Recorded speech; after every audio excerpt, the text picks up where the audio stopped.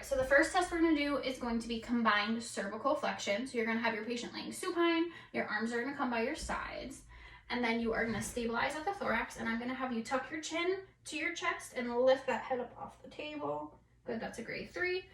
Come back down. You're gonna do the same thing that you just did, and I'm gonna apply resistance to your forehead, okay? So lift your head up.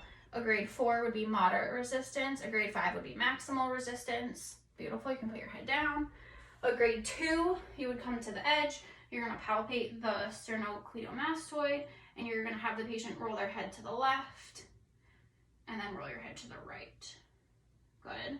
And then that would be a grade 2. And if they couldn't do that, you would do just a grade 1 palpation, but you are not actually gonna move, just a palpation of the sternocleidomastoid.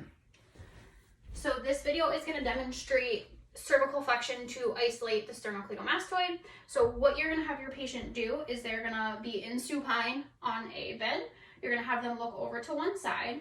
And then from this position, you are gonna lift your head up off the table, keeping your eyes facing that way. Good, that would be a grade 3.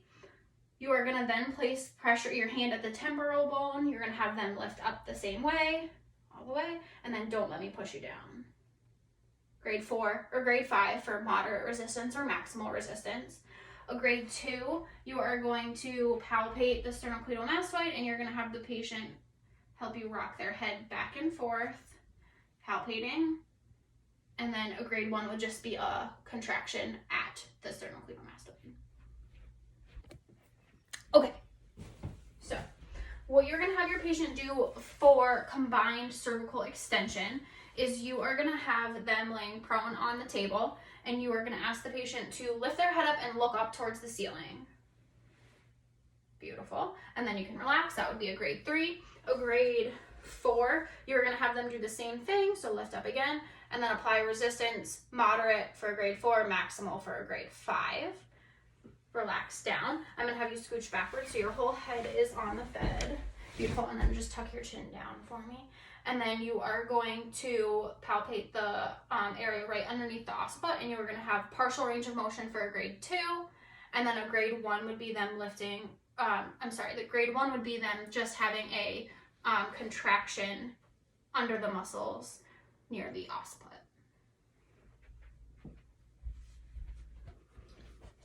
All right, so this is gonna be the test for trunk extension. So you're gonna have your patient in prone on the table.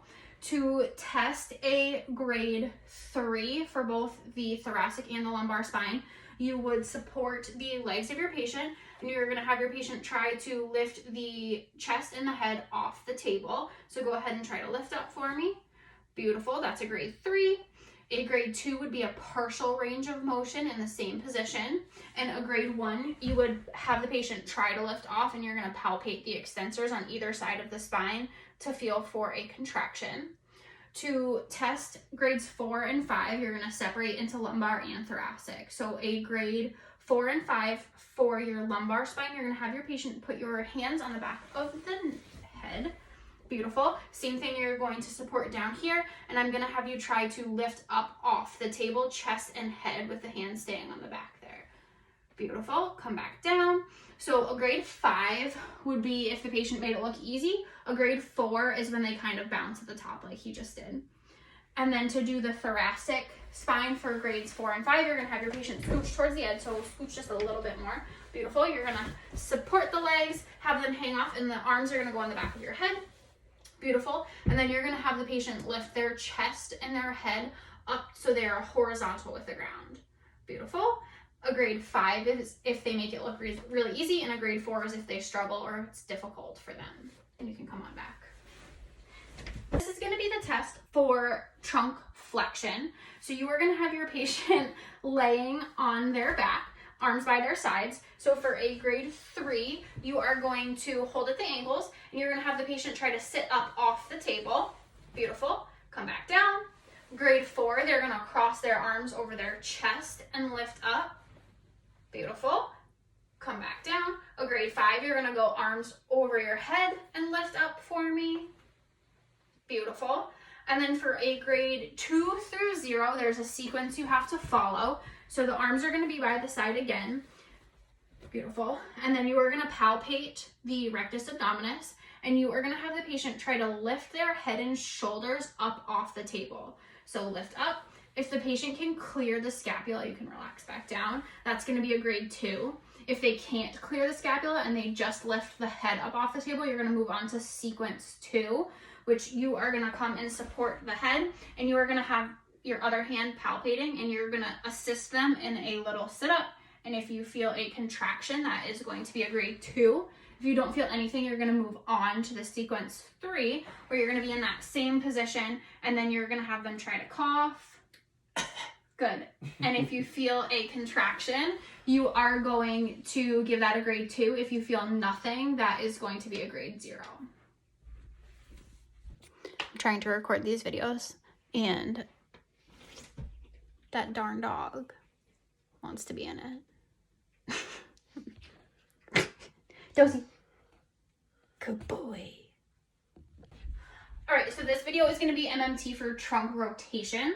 So what you are going to have your patient do for a grade 3 is the arms are going to come up slightly, and then you are going to try to reach your right arm over towards your left knee, lifting the shoulders off the bed, and then same thing for the other side.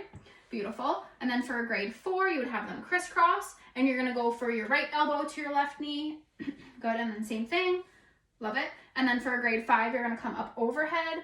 We're going to go right elbow to left knee, lifting that scapula up off the table. Beautiful. For a grade 2, we're going to come back to our first original position, and then you are going to palpate the internal and external obliques, and we're going to try to do the same thing. So reaching up and over, feeling for that palpation, same thing. Good. And then for a grade 1, you can relax for me. We're going to bend the knees up. Good. And then you are going to support the head and the shoulders, and we're going to try to do the same thing. So you're going to try to reach up towards your right knee. Good. And then you'll feel for the palpation in the internal or external obliques. So this is going to be the test for pelvic elevation. So you're going to have your patient in supine on the table, and what you're going to have them do is try to lift one side of their hip up towards them. So you're going to try to pull that hip up. Beautiful. So that would be a grade 3. A grade 4, you're going to have them do the same thing. So lift that hip up in towards you. You're going to pull down, have them hold. Grade 4, you can relax, would be a moderate resistance, and a grade 5 would be a maximal resistance. And a grade 2 is just going to be a partial range of motion in the pelvic elevation. And we are going to skip grades 1 and 0 since those muscles are pretty hard to palpate in that area.